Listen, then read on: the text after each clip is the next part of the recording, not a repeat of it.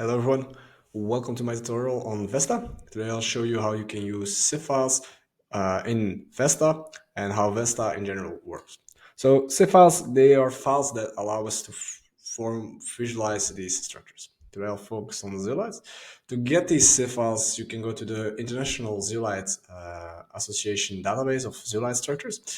And there you can download for different zeolites their frameworks. So, for example, for chabazite, we go to the chabazite, you can go to CIF file and you can get all the different possible CIF files. You have the pure silica ones, but you also have the ones where you have aluminum containing, so with extra framework atoms. So depending on what you want, you can download them here. Once you've downloaded them, you can open up them in VESTA. So that's the first thing I will do. I will open a Zeolite cage because this is quite an easy framework to begin with. So from the beginning, you can see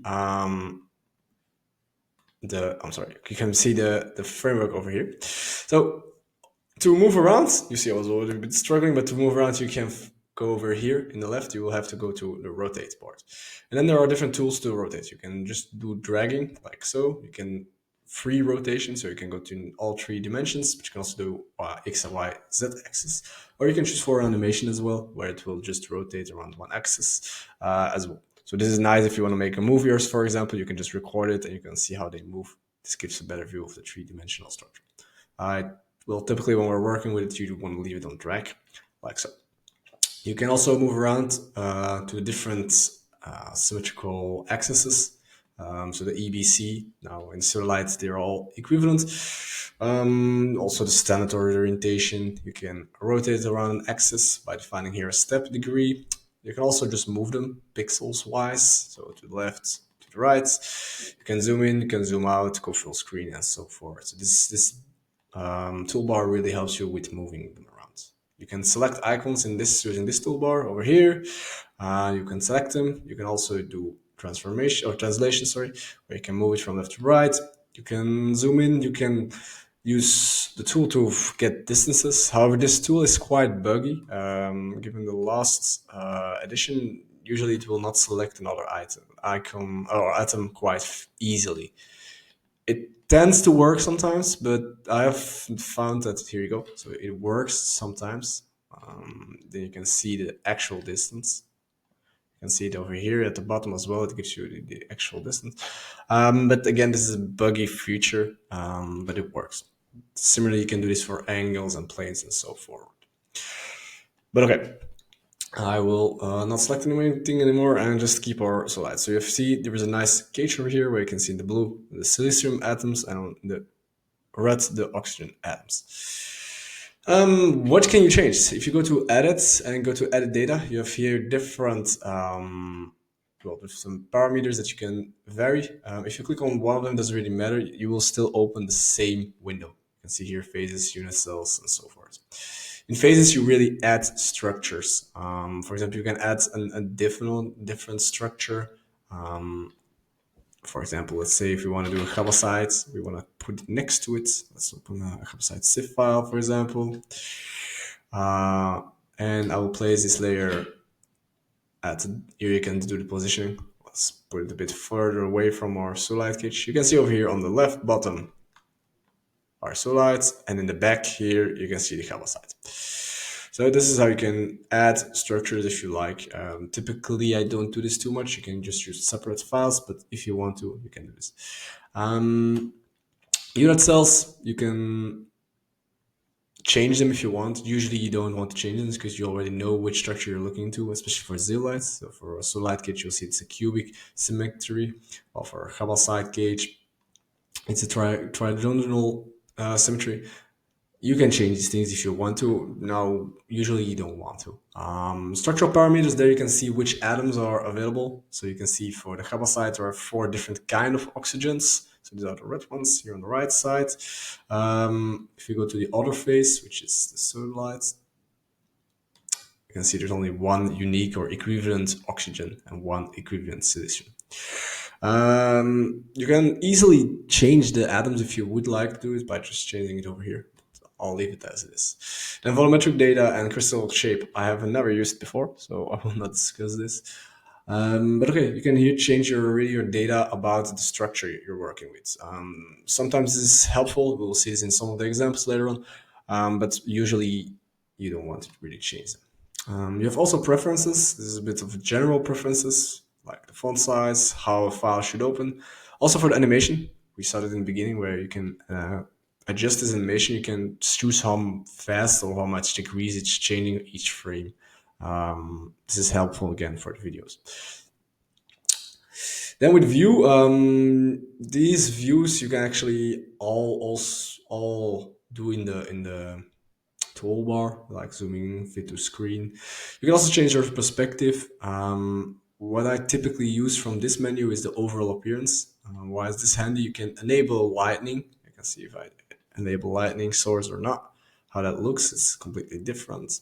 You can use a projection. We could also use it over here, which can over here also adjust it, the background color, and the scale. The scale is quite interesting. If you have two different files, which we'll maybe later see in an example, then sometimes you want to have the same scale because you want to put them next to each other in the figure, and yeah, it's easy to have a new scale. You can very easily do this by just putting, for example, 100 angstrom, then it'll be at 100 angstrom no matter what. You take a picture and you use this. And you can play around with this as well. Additionally, you have the depth queuing. This is nice to really get a feel for how far or which parts of the figure are in the background. For example, here it's very clear that the chabazite, which are these atoms here on the right, are in the back because they're less, well, they're more transparent. You can enable it or disable it. You can also play around with this intensity. So I usually leave it on, but it's quite nice to change around, especially to get this 3D feel in a 2D picture. Now, objects, all these things that you see here in objects, you can also actually see in the menu of styles. Put some free rotation on the styles tab, where you can see you can add show models, show dot surfaces, different styles of how you want to work around with. If you go to properties, you can change almost everything. You can really go to, you can show, for example, the single unit cells and so forth. You can, the axis is over here. You can turn them on, turn them off. Shapes, atoms. You can go change individual atoms really. So that's quite nice. Also the radius type. We'll do an iconic, an ionic, van der Waals, and so forth. You can also say hide non-binding atoms. This is quite a handy feature. For example, in the chabazite structure, you see it doesn't take like one nice chabazite cage. This is because of how the crystal or the symmetry is defined, or the unit cell is defined. So sometimes you just want them to be away. You only want the ones that are connected to other atoms to show.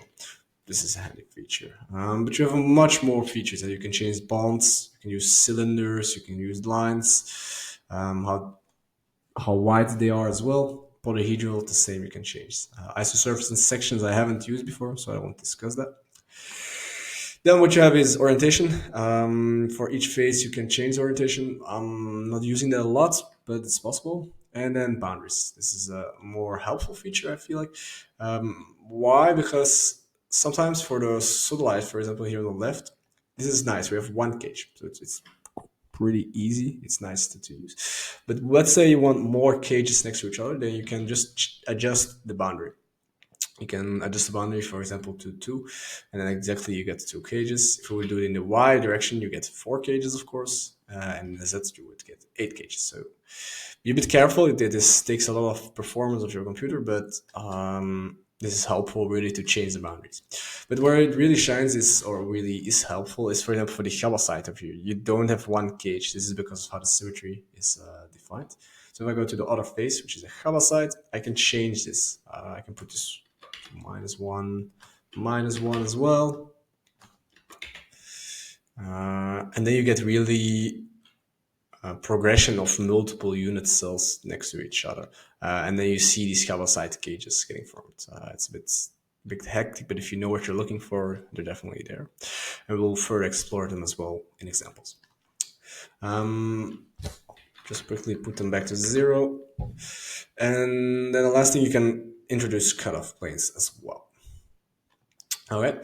Then in the utilities tab, you have a lot of things you can do. Really, I won't go into depth to them because I haven't used them all of them. But for the powder diffraction pattern, you can calculate it and get the powder diffraction pattern. Stuff like this is really helpful to look into. You can also change around really each tool, but that's for you to really explore.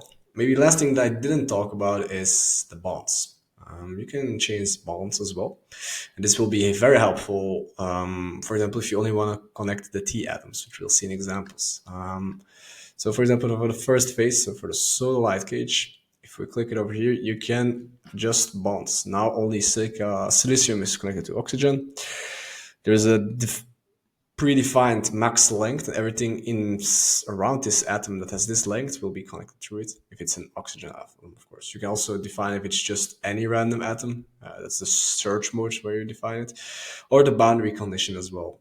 Here the boundary condition is by default search additional atoms if A1 is included in the boundary. So if silicium is in the boundary, it will, and it's connected to an oxygen that's outside the boundary, it will still show. For example, if we would put it to do not search beyond the border, you would get something like this, and so forth. So you can really play around with this, and this is quite helpful to create figures. So with that, we're through the first small introduction. Hopefully, I've showcased a bit of how VESTA works, how you can play around with it. And in the next video, we will look through some examples.